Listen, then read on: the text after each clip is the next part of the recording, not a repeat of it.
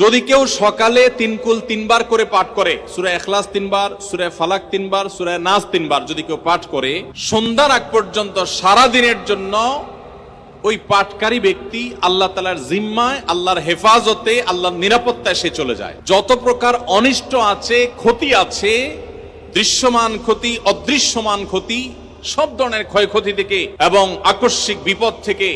মুসিবত থেকে আল্লাহ রাব্বুল আলামিন ওই ব্যক্তিকে হেফাজত করেন, যে ব্যক্তি ইয়াকিনের সাথে, ঈমানের সাথে, দৃঢ়তার সাথে আল্লাহ তাআলার কাছে প্রার্থনা করে এই সূরাটা সকালে 3 বার পাঠ করে। একইভাবে যে ব্যক্তি সন্ধ্যায় পাঠ করে, মাগরিবের আগে বা পরে, আসরের পর থেকে নিয়ে মাগরিবের আগে কিংবা এশার আগ পর্যন্ত পুরো সময়ের ভিতরে যদি কেউ এই 3 কুল 3 বার পাঠ করে, তো সারা রাত জুড়ে